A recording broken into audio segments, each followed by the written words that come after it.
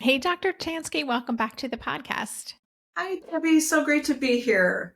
I'm looking forward to exploring OCD with you. And I actually just want to give a shout out right now because our conversation when you were on a few years ago was so fascinating. We talked about negative thinking in kids, and it was something that I personally was really interested in. I got a lot of great feedback from the community as well. So, listeners, Sure. I would encourage you to listen to that if you haven't. I'll have a link in the show notes page. But today, we're going to be exploring OCD, Obsessive Compulsive Disorder, and kind of celebrating a revised and updated edition of a book that you wrote about it, which came out 25 years ago. Is that right? I know. It's a warp of time, Debbie. I don't understand it because it really does not feel like that. But yeah, Yeah.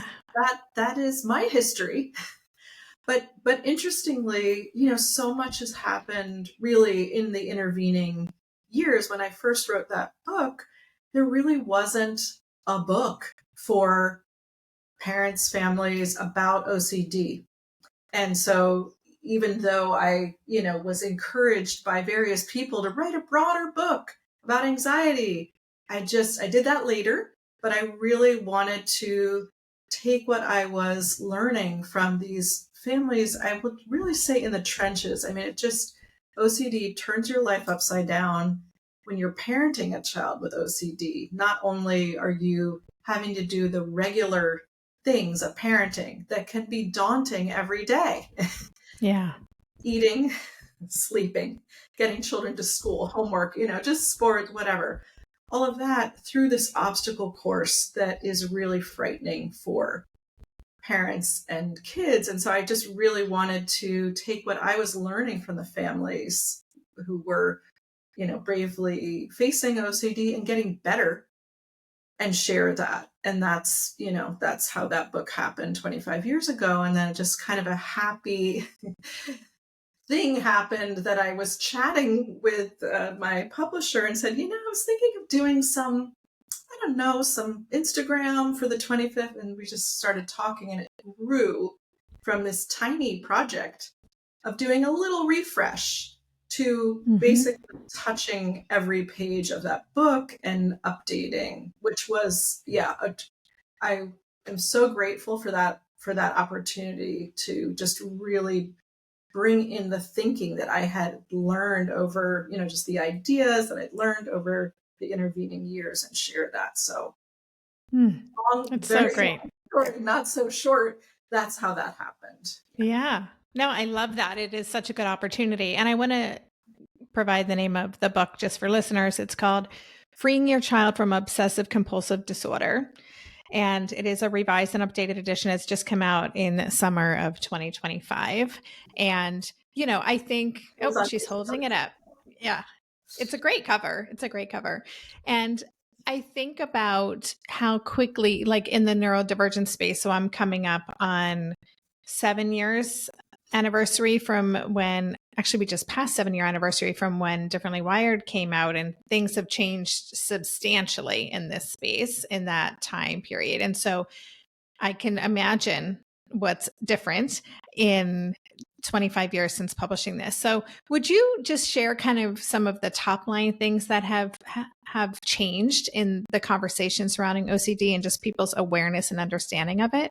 Yeah, I think that's such a great starting point, because in so many ways, like you observed in your own realm, just with social media, awareness, conversations, there's so much more that people are talking about, in this case, OCD, that 25 years ago, we didn't have those resources. People were really, it was sort of like a word of mouth, really scary time in that sense, just not having resources. So now, with so many people really, coming forward, celebrities coming forward and talking about their experiences, as well as just regular folks sharing what their journeys are about. I think one thing that has really changed is that there is a sense of a lessening of the stigma. In a sense, I will put a little asterisk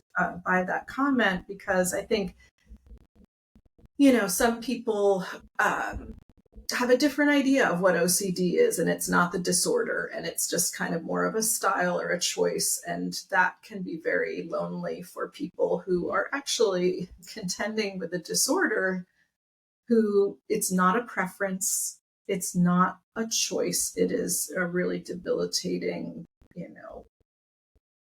partner, not a good Mm-hmm. one, that accompanies them through, every step of their life. So one of the things that I, just feel really strongly about the opportunity with this revised edition and just in general in this time is we have now so much more awareness of the words. What is this, the sort of phenomenon? Less about what you can do about it. Because even recently, I will still hear people say that they thought that OCD was just something they had to live with. Mm.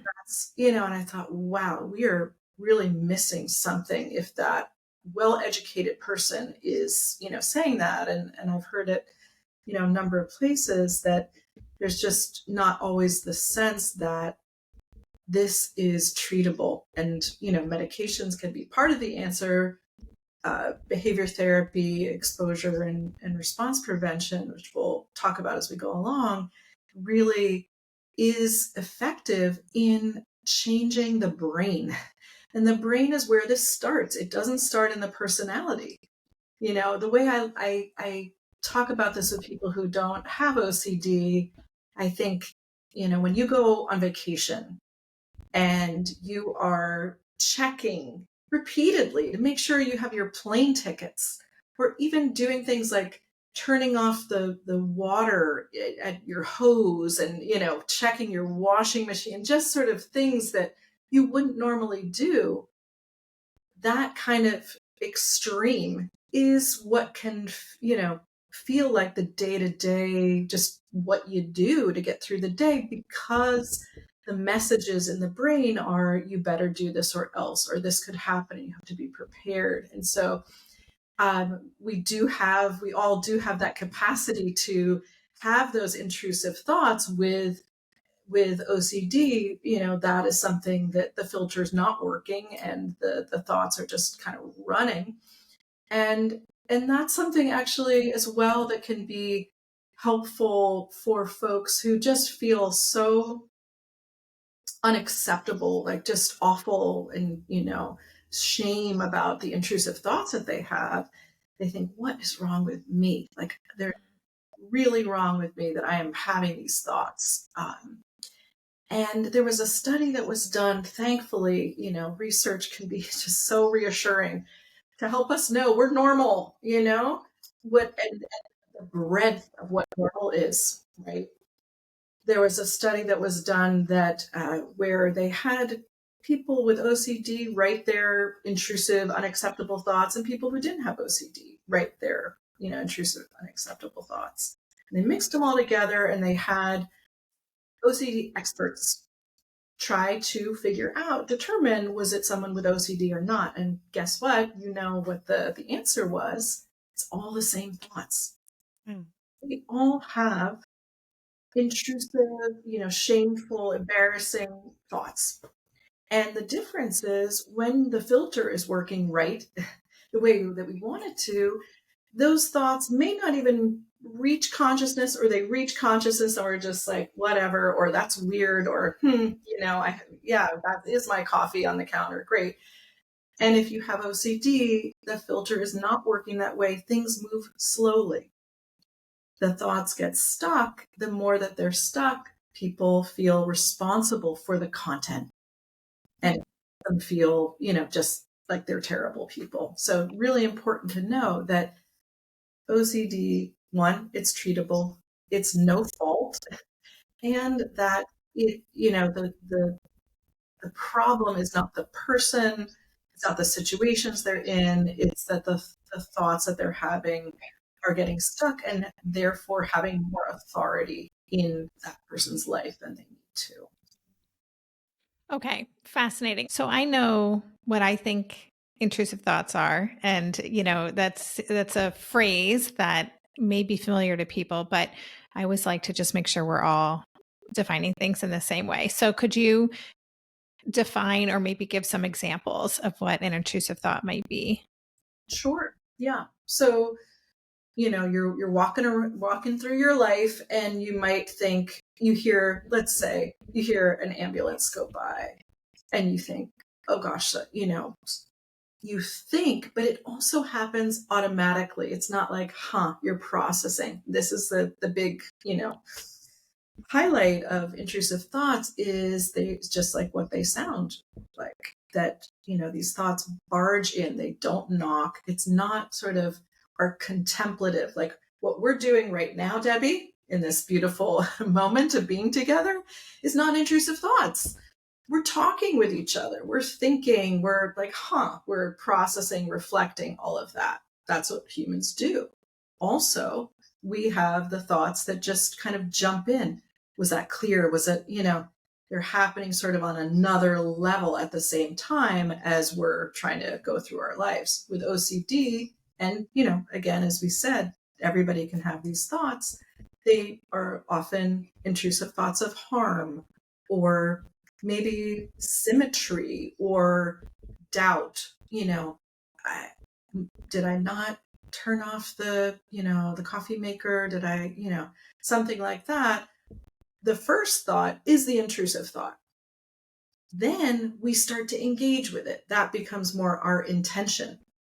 That's where treatment comes in, because if instead of engaging and reinforcing and going back and checking that coffee maker and taking a picture of the plug being unplugged and all the things that we might feel we need to do because the thoughts are unrelenting, they just coming, they're not connected to reality of what's going on.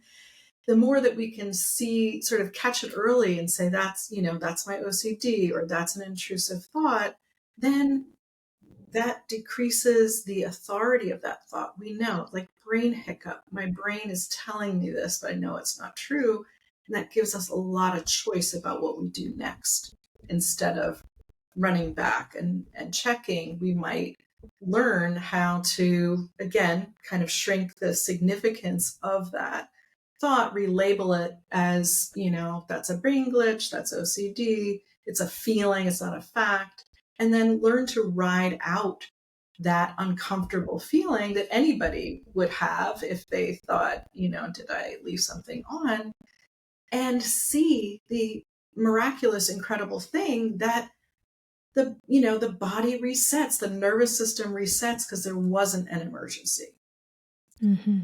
One thing I just want to say, sometimes people will hear this and it's new information about how OCD works. And like, you don't have to listen to those thoughts. You don't have to do what they say. Wow, I'm going to go home and tell my husband, my this, my that. Like, you don't have to do this. Let's start now. And the thing is, right, that change is so possible for all of us, but really helpful to do it slowly, gradually, and think about how somebody who has OCD is very much controlled by these thoughts. That's their starting point. And so treatment has to be different. Treatment needs to be that the person has control, makes choices. What do they feel ready to tackle? What feels the easiest to tackle, or what's the thing that's really getting in the way the most that they want help tackling? So just, I always say, I wish that just the magic wand of this, understanding would change everything. It does change a lot when you understand that you can, what's going on, and that the stakes aren't what they feel like. But then behaviors are patterns. We have to gradually, change them. Yeah. So one of the things that surprised me in your book was just the prevalence of this in kids. You said 1 in 200 children in the US have OCD. And I'm wondering, does it show up differently? Like, how would a parent know this is beyond, or this is different than being a really sensitive person? This is different than anxiety, that this is something, we need to explore, and potentially there's something bigger at play here. Yeah. And that's kind of the perennial question as a parent, right? while we're doing everything else. We also have that antennae out for, is this okay? Like, is this in the range of this is going to move along? And that's really, I think, the clincher is a lot of times with kids, they may have a fear that comes up, a new situation, and we sort of work on it and see, is this going to move through our conversations, greater understanding or experience with that? Let's say a teenager learning to drive, or, a little kid starting to go to school or something. Of course, there's going to be that discomfort at first, but is it moving? And that's the thing that is kind of, not uncanny, but sort of crystal clear for parents. It's just that gut feeling of like, yikes, nothing, like all my tricks, whatever, all the things that I know to do in other situations aren't working here. Normally you reassure your child about something, and it's like, okay, or maybe not so easy, but you see that that reassurance has registered and it's changed something. Mm-hmm. And that does not happen with OCD. So what, while we might say, well, kids grow out of some things, and that is true. Kids grow into OCD if they don't have the direction to do something else. Mm-hmm. Yeah, I think, to answer that more directly, if you feel like if you find that your child is getting more distressed by situations instead of being kind of reassured and comforted by things that you're saying to them, and that the kind of pattern of more and more things need to be checked, redone, avoided, things like that. So it just becomes a way of life that is actually shrinking your child's world. Mm-hmm. Really good time to just go talk to, there's so many resources online, and talk to your pediatrician and seek out help. Interestingly, about OCD, working through parents can be as effective, if not more, than working with a child directly. I really tailor it to what's going on with the family and what's going to work best, but that's kind of different than, if a child's having difficulty with, some other things, it may really be that they need to be the one. But because kids come to us to know what the world is it safe? Is it not? Is it this? Is it that? The more that parents understand what their role is, it's not to make it all better.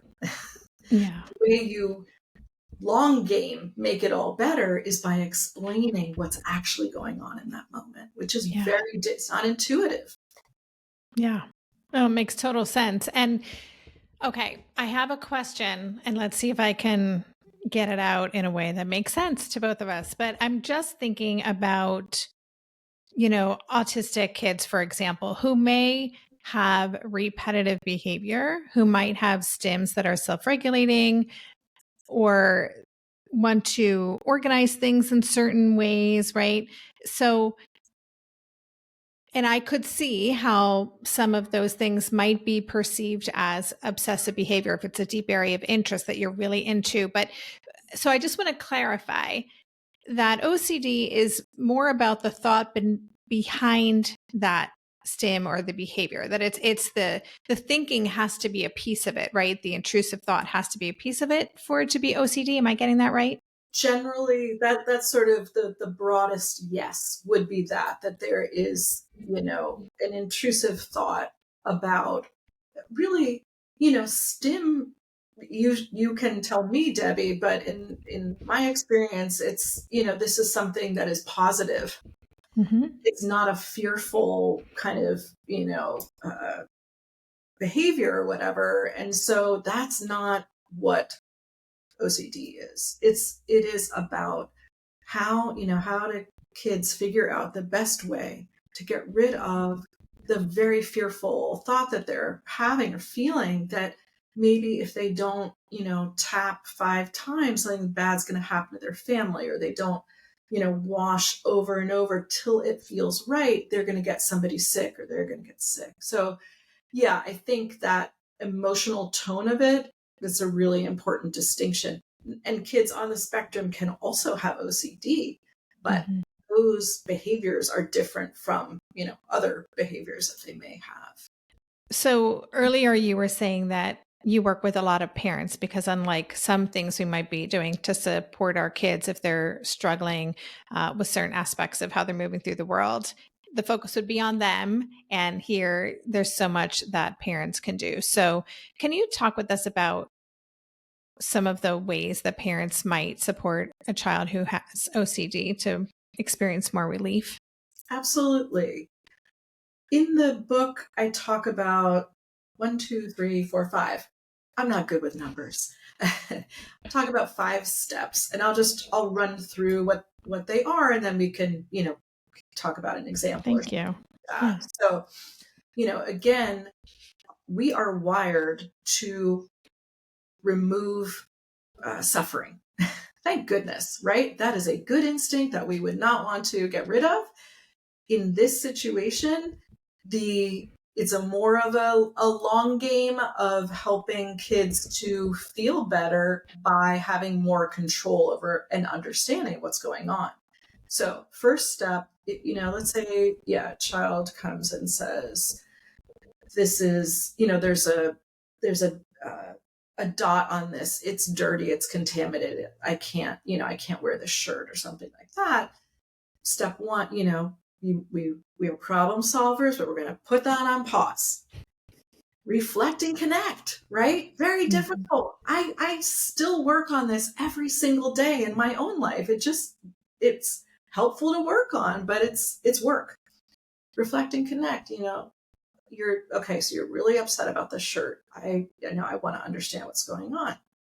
Step 2, relabel what's going on. So your child comes to you with the story or narrative, I can't do this or else, I'm going to have bad luck. So you want to help them to kind of relabel what it is. So your brain is telling you that if wear that shirt, that you're going to have bad luck. What do you think about it? I get that it feels that way, and that's a hard feeling. There's another part of you have a different idea. So you're Mhm. really not kind of jumping into that great problem solving that we all can do until we've decided what the actual problem is. It's not the shirt. It's not your child being picky or, something like that. Excuse me, it's the message that your child is hearing about that situation. So once you kind of have more of a consensus, if you will, about what's going on, then resist with what I call show and tell. Either, what do you want to say to your brain? If this were a test in school, what would you say? Bad luck isn't real, or that's not how it works. Or how do you want to show your brain that even though it's uncomfortable because you got that message and that's not your fault, that's just what you're working on now. How do you want to show your brain, what do you feel ready to do with that? If you don't feel ready to wear your shirt, come play catch with it. Again, that sort of step by step, what do they feel ready for? Any step forward, or even hanging out with the problem, having a different frame for the problem is a step forward. And then once you've done that, I call it pivot on purpose and refocus elsewhere. So let's say the child has said, let's say it's a young child, like don't boss me around, bossy brain, give it a name like that. That's my favorite shirt. I'm going to wear it. Then you're not going to stand there and have the argument. Your child doesn't need to keep arguing with, the intrusive thoughts. Pivot on purpose and do something else. Okay, you did a great job bossing back, your worry brain. It's still going to feel uncomfortable for 5 or 10 minutes. What do you want to do till that feeling passes? Should we go pet the dog? Do you want to, dance in the living room? Do it, whatever. Something active is really helpful. And then the last step, just reinforcing really good job, changing the story of what's going on and being really, really accurate with that and being really brave with that. So that's a mouthful, as Debbie, many of my answers have been. I hope your listeners are able to kind of parse my long-windedness. But, maybe one of those steps, reflect and connect, relabel, resist with show and tell, pivot on purpose, reinforce. Maybe one of those steps is just like, you know what? That clicks. I could see doing that today, with my family. I'm going to stick with that. You don't have to do the whole, progression like that. But having those different steps, it's like you have tools, you have a response that's different from, don't worry about it, it's okay. Like, Yeah. nothing wrong with that. It just is not going to change this problem. Yeah. No, I so appreciate you walking through those. I took a bunch of notes, and I wonder if, first of all, I would think that this is scary for a parent, right? If your kid has these intrusive thoughts, we can get very, triggered with our own fear. What does this mean? And so I could see there being a real desire to want to fix it, as you said, right? Problem solve was what we want to do initially. And so I'm wondering, in your experience of working with parents, are there specific areas where they tend to get stuck? Like, what have you found is one of the hardest stages of or aspects of this 5-step plan that you've just walked us through? Yeah, I mean, I would say the hardest thing is sort of step one, because again, we see our child in distress, and maybe about something like you said, it's scary. Why is my really reasonable child talking about the cartoon characters coming alive or something like that? It's like, uh-oh, are we dealing with something else here? And that's why I think it's just so helpful, if you can, whether it's reading a book, going online, having a consult, that so much happens in one meeting, I think, for parents to just understand that you're safe. This is garden variety. As I've never heard something that I always say, look at my face when you tell me the things that your brain is. Does my face change? I'm not like, oh my gosh. It's like, yep, that's a cousin of what I heard from somebody yesterday. Like, it's all normal, garden variety OCD. Yes, it feels scary, but once you know what it is, that's your power as a parent. Then you will be able to mobilize in a way that will actually help your child. So I would say, really have grace with yourself, get support, get information so that you can be fluent, be flexible, be free yourself, understanding that this isn't going to hurt your child, those thoughts, in the way that you think. It's not like that. And that, your child isn't, people worry this is a thought disorder. Do they have a psychotic process or something like that? They're hearing voices that might be a way that kids are describing, already kind of doing that relabeling. Mm. But I would say, when a parent, there's nothing sort of harder than a parent being afraid. We have to, like you said, we have to deal with our own fears. So that's not a small part of this equation. That's why I Yeah. wrote this book. As I said in the beginning, I was, seeing parents so fearful.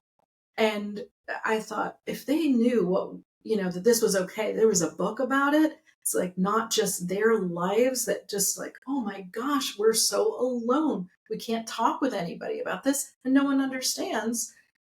When you know that this is a thing, Yeah. that's going to give you power then to show your child that this is a thing that you can overcome. Mm-hmm. So let's spend a few minutes talking about the overcoming. So what might it look like? Are we hoping, or can our kids get to a point where those intrusive thoughts are just not a factor anymore? Is it more just being able to roll, kind of surf the waves, so to speak, so it doesn't kind of impact you? Like, what does the trajectory hopefully look like for these kids? Yeah, such an important point to set expectations.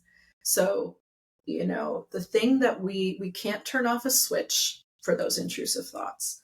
So the first thing to change is what we control, which is our behavior. So kids can start to, do exercises, practicing, skipping a ritual, changing a ritual, shortening a ritual, delaying a ritual, all those things changes, neuroplasticity changes the circuit, changes the pattern about that situation. As you change your behavior, the intensity of the anxiety and emotions around it diminishes. Eventually, your brain starts filtering out those thoughts and questions because you're getting the part that's like, do I need to act on this? Do I not? Getting that part more functioning the way that you need it to, and it really will respond to your showing it what, how you want to respond to the situation. So that's kind of the short plan of it, is that you work on the behavior, and that will eventually change the thoughts. When you think about, I use the analogy of junk mail. Now updating 25 years, spam. Right. Right? Back in the day, at some point, originally, when we got a message about something, someone calling us or something in the mail, maybe the first few times, we might have taken it seriously because we didn't understand what junk mail or spam, and sometimes they even catch us now, but you learn what that is, and you change, you don't take it seriously, read it carefully, all of that. You're like, put it in the recycle or whatever. As kids start to understand and trust more what these thoughts are and how they are not part of them and they're not important, even though they might be about very important things, life or death, illness, safety. They're not important to them now. That's not a signal that they need. That they start to, even if the thoughts are there, they're not attending to them in the same way. They're seeing them more as junk mail. And so, yeah, a lot of times, I'll have, so kids, we can expect that they will get to a point where they're functioning, very well. They're not listening to these thoughts. They're doing the things that they want. And then we always say, if things change and something new comes up, because that might happen as you get to a novel, like developmental stage or whatever, if these things are sticking, you're having trouble, come back, do a one time, often it's just that, to check in, because then, you sort of get up to speed with that situation too. That's But, great. and I'll just add, often when kids come back and I tell them about something that they, when they were 7 or something, and now they're 15, and they say, oh, I can't believe that that's what I thought about then. There's that distance. It's wonderful. Like, that's what you want. Those are the kind of learning curves that are possible over and over. Mm-hmm. Yeah. And so I love that. It's very hopeful. It's a very optimistic message. And I think, with everything in the neurodivergent space, like, information is so important that our kids understand. And I'm such a big proponent of telling kids about the brain science and what's really going on with their executive function or their ADHD or their autism or their anxiety or whatever is going on, because then again, we're normalizing it. As you said, this is just in the context of how you're wired. Makes absolute perfect sense that this is your experience. As a way to kind of wrap up, are there any other, if there are listeners here who are thinking this may be going on with my child, and they're feeling anxious about it or concerned, or stuck themselves. Any last thoughts for them, kind of big picture thoughts about how they can show up for their kiddo? Yeah, I would say, if this is resonating in any way for yourself or someone just get some more information, ask questions so that you can kind of get back on your feet, be in a steady place to then decide what you need to do to go forward. Maybe your child doesn't need therapy. Maybe you just need some more information.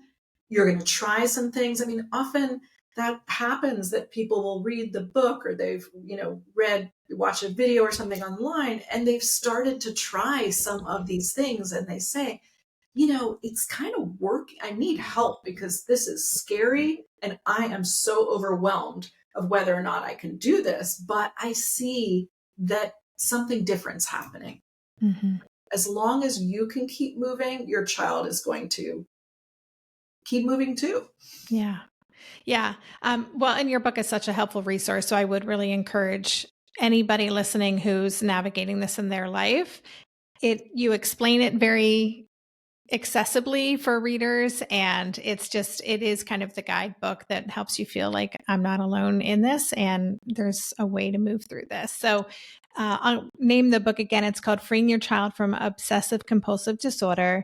It's a revised and updated edition, just came out this summer. And is there anywhere in particular that you would like listeners to connect with you?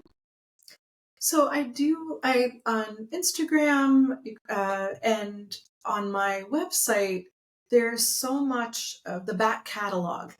These are perennial issues. I mean, I do update as we see, because here we are. But if you have other anxiety questions, most topics I've covered a lot Mm-hmm. over the years, and just use the great search function on my website, and there's probably a blog post about what's on your mind, and I hope you get just a few ideas to make it a little more understandable. Yeah, that's great. And listeners, just so you know, Tamar is, I see you as one of kind of the foremost experts having these conversations in anxiety and OCD.